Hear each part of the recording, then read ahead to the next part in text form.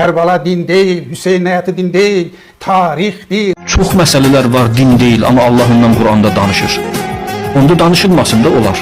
Bəyəm Yunusun balığın qarnına düşməsi din idi? Bəyəm Nuhun tufanı din idi? Bəyəm Yaqubun bəlaları din idi? Bəyəm Yusufun zindanı din idi? Bunlar hamı tarix idilər də, hadisə idilər də. Deyirsən Kərbəla tarixdir, Aşura tarixdir. Əgər tarixdir biz onu danışmamalıyıqsa, Quran niyə qissələr, dastanlar, tarixlər danışır? Özü də deyir, nəhnu nəqussu ələykə əhsənəl qisəs. Biz qissələrin, dastanların ən gözəlini siz üçün danışırıq. Əgər Kərbəla din deyilsə, onu biz danışmamalıyıq çünki tarixdir. Onda niyə Allah tarixləri Quranda danışır?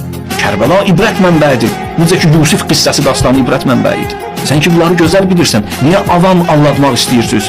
İnsanları Əhl-i Beytdən uzaqlaşdırmaq üçün bu sözləri ortaya atırsınız. Bunlarla avamı anlatmaq olar. Din tanıyanları anlatmaq olmaz. İmam Hüseyin yaxşı adam idi, amma o din deyil. İmam Hüseyin dinin özüdür. İmam Hüseyin dini yaşatdı. Dedilər, Əl-İslamu Muhammediyyül Hudus və Hüseyniyyül Bəqa. İslam Peyğəmbərin vasitəsilə gəldi bu din. İmam Hüseynin vasitəsilə qaldı bu din.